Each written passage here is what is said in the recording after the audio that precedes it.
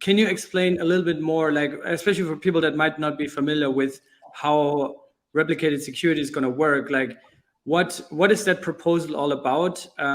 And maybe what are some of the key features that will stand out? I mean, I don't think anything is public about this yet, but whatever you can share would be cool to get a glimpse of what's coming. Well, I mean, the way the proposal on replicated security works is public. So basically, when you're making a proposal to launch as a consumer chain on the Cosmos Hub, you have to do a few things. First, you have to explain to the Cosmos Hub community what your project is, what it does, why it's interesting to have that as a chain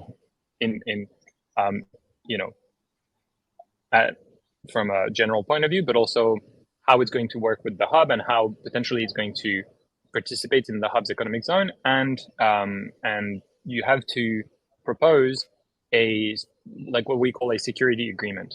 That's because essentially the way replicated security works is you have the provider chain, the Cosmos Hub, that effectively leases its validator set and stake to another project, the consumer chain. And that consumer chain benefits from a higher degree of security from day one. It doesn't have to bootstrap its own validator set. So there's a few strong advantages of using the technology, in exchange for which there needs to be some form of payment, right? Now, we're very early in that technology, and so there's no template for what a security agreement should look like, and for what metrics should be used in order to evaluate various projects. And so we're kind of like either pioneers or guinea pigs, depending on how you want to see it, in that we're actually participating to refine these templates and these processes. But basically, in the launch prop, like in our prop, what you can expect is information about the security agreement that we're proposing, information about the project, information about its roadmap, and technical information about what kind of like versions of the various softwares NEUTRON uses, how the validators are expected to take the binary, start running it, and stuff like this, like a lot of technical information. Although that will be at the very bottom. If you're interested in this, you won't have to read it. And I guess what makes it interesting in NEUTRON's case is that because of Prop 72, there's already kind of an agreement between the hub and NEUTRON, right? And the agreement that was struck via Prop 72 was that NEUTRON would share 25% of its transaction fees. So we built the model around that, basically. But basically, from a general point of view, things that will be useful to everyone in evaluating consumer chain projects in the future is that there are basically 3 levers that you can use in order to accrue value to the hub. And those are the fees, right? So that can be transaction fees or any other types of fees. For example, Osmosis doesn't really have a minimum fee, but it has trading fees, and that's where the revenue of the chain comes from. So a chain that works like Osmosis could use, a revenue share on the transaction fees instead, for example. MEV is another one, which will be part of our proposal. So if you recapture MEV, you may want to share this, and it makes a lot of sense because the validators are involved in the recapture of MEV. They're the one who are actually proposing the blocks. So that's the first lever, like revenue share. The second one is token allocation, so actually giving part of the supply to the hub, its community, its validators, or there's various flavors of that, and it can be in one time or it can be over time. There's also various flavors of this, and it will depend on like the project's tokenomics. The point is that it should make sense within the, for both sides, basically. And the last element is also how is this project going to drive demand, strengthen the narrative for Atom, right? Because what's actually curious about the replicated security economic model is that the most effective mechanism to drive values to the hub is to support the price of Atom, because it has such a large market cap that even a small percentage change actually makes it so that the validators and delegators actually get a ton more money out of it.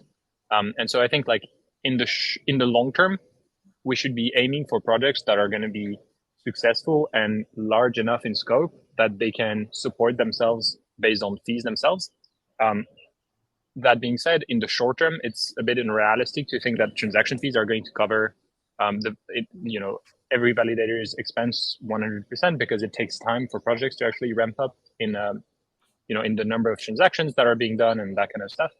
And so it takes time to drive adoption, basically.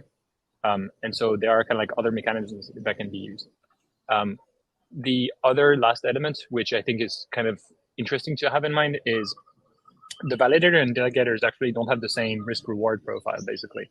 If you're a validator, onboarding a new chain means something very direct to you, which is that you're going to have a server to run a node, and that node you will have to maintain. You will have to make some updates sometimes. You will have to check some communications channel to make sure that you're up to date and that you're not missing blocks, that kind of stuff, right? So you have some work to do, and you will need some hardware as well. So there's a cost to that.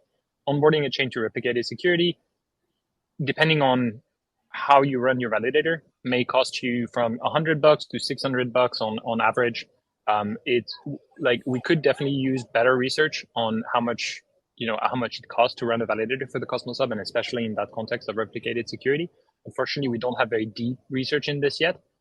So we're using like market-based analysis, like where we asked a lot of validators what their cost models were, and we made an average based on this, basically. So the realistic average is around 200 to 400, but keep in mind that some validators run their nodes for like $40 per month, and others spend thousands because they're doing a lot more, for example, labor around them.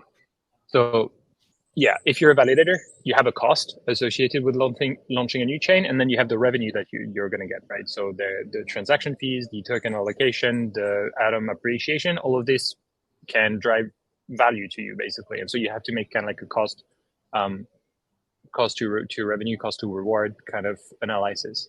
In terms of risk, you have additional risk because you could technically be slashed for double signing, or you could be jailed for 10 minutes for missing blocks.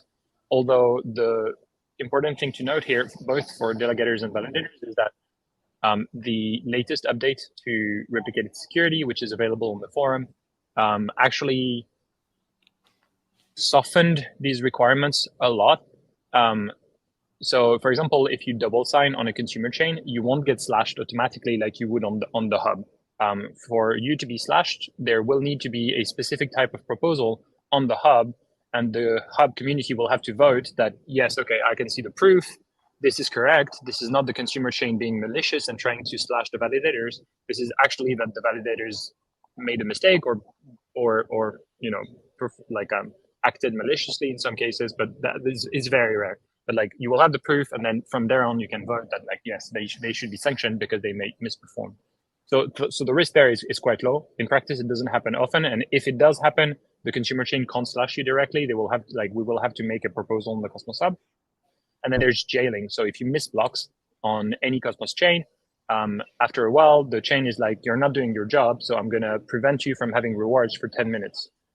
That's still going to be the case on consumer chain, but I think the delay, like how much you actually need to miss blocks, is actually longer. So it will be harder for you to have that sanction. So the risk is low. There is a cost, but the risk is low. So for validators, like actually weighing in the benefits and the costs is kind of like the main topic in replicated securities economic model, basically. Now, for delegators, the picture is very different. For delegators, you have absolutely zero cost. Like, having a new consumer chain will cost you zero infrastructure, zero time. You just vote on the proposal, and then it happens. Other people do it for you. So zero cost. The risk is also very low because, yes, you do have jailing, so potentially missing rewards if your validator is not performing, but it's really difficult to trigger that. They really need to be doing a shit job, at which point you probably should just be delegating to another validator. And you can't get slashed without a proposal being accepted on the hub. So you will have a say in whether or not you get slashed. So the risk is very low. There's no cost. So anything you get from a consumer chain is basically free. So from a delegator's perspective, replicated security is definitely very, very appealing.